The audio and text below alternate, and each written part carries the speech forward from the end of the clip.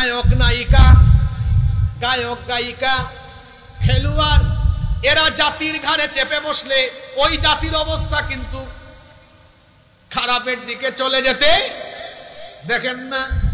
আউযুবিল্লাহ বিসমিল্লাহর সিরিয়ালও ঠিক থাকে না, অনেক সময় বিসমিল্লাহ বলে আগে আউযুবিল্লাহ বলে পরে, কেউ আবার বিসমিল্লাহ বলতে গিয়ে শুরুটা আর শেষেরটা ঠিক রাখে, মাঝখানেরটা ঠিক রাখতে পারে না। বিসমিল্লাহির রহিম, আমি কি বানায় বলতেছি? আমি যে কথা বললাম এরকম বলছে তো? বিসমিল্লাহির রহিম।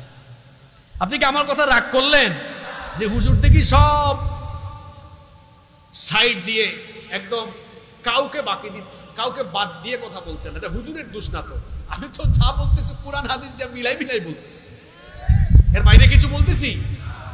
আল্লাহর নবী বলেছেন নিকৃষ্ট চরিত্রের লোকেরা যখন নেতৃত্বে চলে আসবে তখনই গজব আসবে।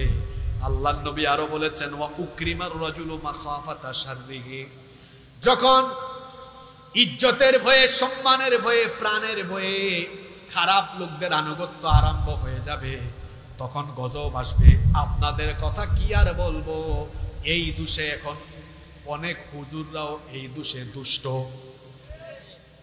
নিজের চাকরি, নিজের প্রমোশন, চাকরি বেতন ঠিক রাখার জন্য অনেক সময় তারা নিজেরাও হক কথা বলতে পারে।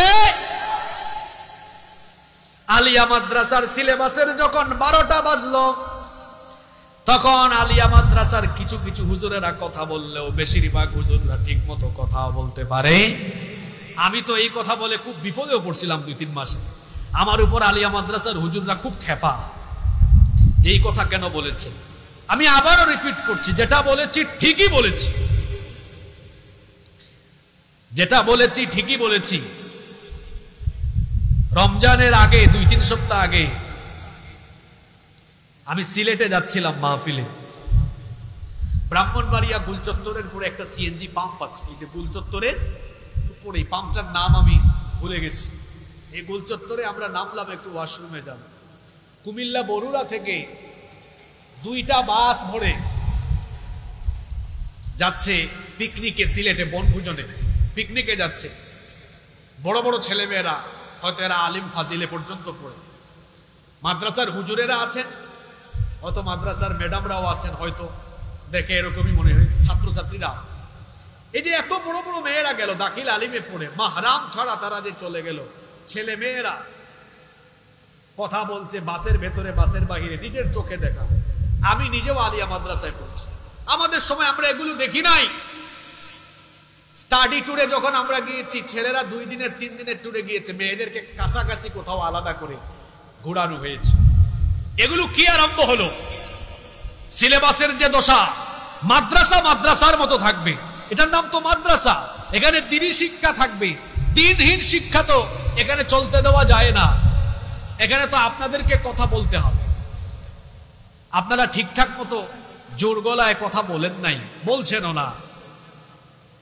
এই কারণে আগামীর প্রজন্ম যে কি হবে, এখন তো বেশিরভাগ অভিভাবকরা তাদের আলিয়া মাদ্রাসার যে দশা, আমি জীবনে কমি মাদ্রাসায় পড়ি নাই, কিন্তু অভিভাবকরা বেশিরভাগই তাদের সন্তানদেরকে এখন আলিয়া মাদ্রাসা থেকে নিয়ে আসতে চাচ্ছে। কি আমি কি ভুল কথা বলেছি? আমার কথা কি বেজার হয়েছেন আপনারা? আমি নিজেও তো কমি মাদ্রাসায় কোনোদিন পড়ি নাই, কিন্তু যেটা সত্য সেটা তো বলতে হবে, সত্য কথাগুলো বলতে হবে। রাজ্জাককে ভয় করুন, রিজিককে নয়। রিজিক চাকরি থেকে আসে না, রিজিক আসে রাজ্জাকের তরফ থেকে। রিজিকের ফয়সালা কিভাবে হবে আপনিও জানেন না। আগামীকাল সকালের খাবার ঘরে খাবেন না হাসপাতালে খাবেন, এটা আপনিও জানেন না। রিজিকের ফয়সালা তো আপনি করেন না, রিজিকের ফয়সালা যিনি করেন তিনি কে? আল্লাহর উপর তাওয়াক্কুল করেন। রিজিক কোথা থেকে আসবে আপনি নিজেও টের পাবেন। আল্লাহ বুঝার তৌফিক দান করে দেন।